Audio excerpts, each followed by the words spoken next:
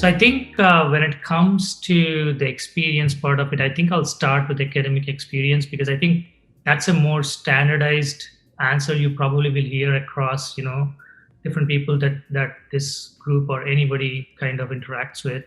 I think it has been very fulfilling, to be honest. I think one of the primary reasons that I chose Queen's MBA. That was the only school I actually applied in Canada. Didn't go bother to apply in any other school. Was it's a team-based MBA, so every coursework kind of starts with the team and ends with the team. There are very few individual assignments, and there are always some individual assignments that you can. But I think what it really allowed me to, kind of get into the culture, the North American way of working, and all of that, the team kind of helped me because it's a very diverse team. They don't let us pick up teams, they actually decide the teams prior to even your day one. So I think it has been very fulfilling from that perspective. It's obviously extremely challenging, extremely time constrained, and obviously extremely exhausting at times. But I think it goes at such a high speed because it's a 1 year MBA program that before you blink an eye, you kind of are going to be done with your predominant of your coursework. So that's really has been my academic experience. I would say really well thought through teams, and I think one of the great experiences there is you kind of have a team room for yourself. You can name your team room, you can name your team, and you pretty much live, eat, do everything pretty much with them for almost 10 months of your entire course duration. When it comes to personal, I think it's very individual. It depends on the background that you come from, the type of cities you have spent with, and you have had an experience to explore cities and countries outside of India prior to that, based on your work experience or even your educational exchange programs. For me, it was definitely, I won't say shocking, but it was surprising.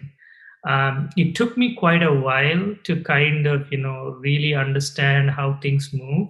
I wasn't out of sorts, to be honest. But I think again, the academic, the team culture kind of helped. So yeah, that would be my personal experience, and I think it's very different from person to person.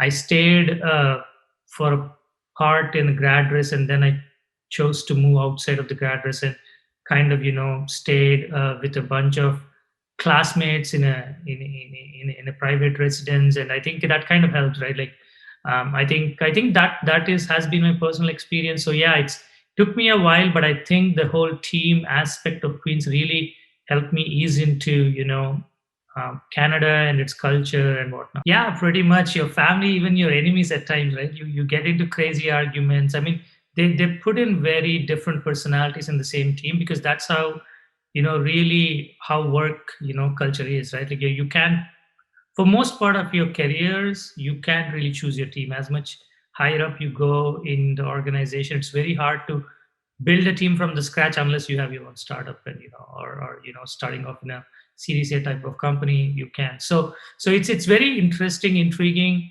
um, Whether your friends, enemies, family, you figure out a way to live with them. That's how I put it.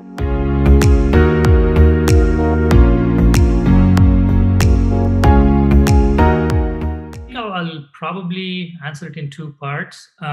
Do organizations value an advanced degree like an MBA? Absolutely. I think they have always, and they will continue to do so. I think for the sheer reason of the fact that, really, for somebody to do an MBA, it's not something that your elders or you're not guided into an MBA. I mean, again, this is my personal perspective of how things work.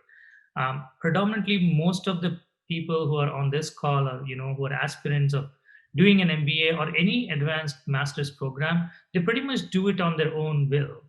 So I think the motivation to put in, whether you're working or whether you're studying, and put in that extra effort, I think organizations recognize that. I think that's the drive and motivation and the attitude that MBAs bring to the table.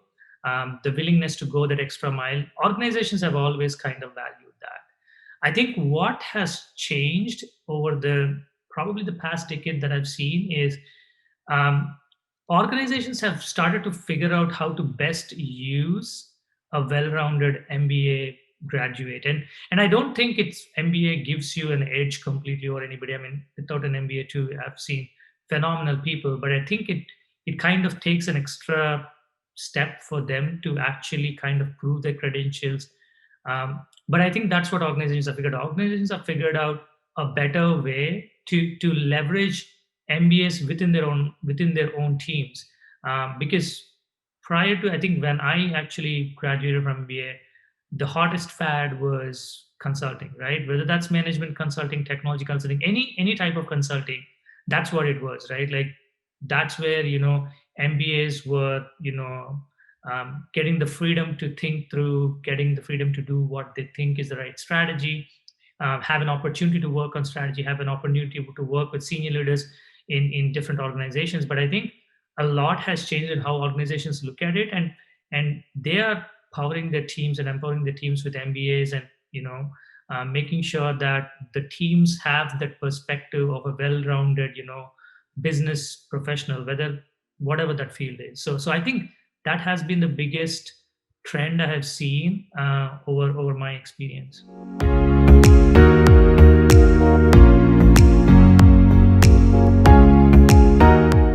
Management accounting is one course that I would probably really retake, just because I enjoyed the complexity of what that course brings. And typically what it is you're trying to kind of put your management perspective and your business perspective around accounting, which are completely two different extremes of what it is. Accounting is all about numbers and historically how you have performed, are you in budgets and all of that. But putting a strategic lens over it really was challenging.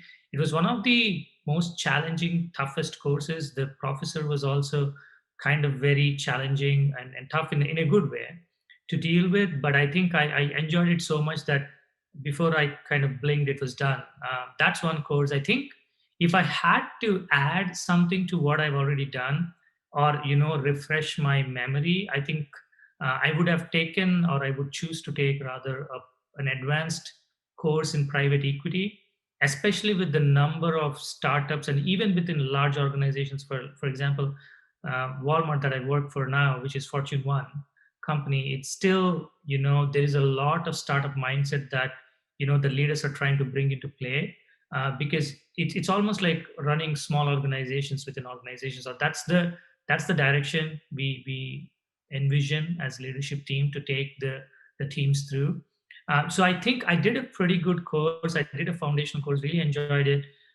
Either to refresh my memory, I would do it again, or I probably would have taken an advanced course just to get that fully rounded perspective of what it takes to actually build a organization from the ground up. So I think I would probably utilize my, if I were to take an MBA or do a course again, that's probably something that I would do.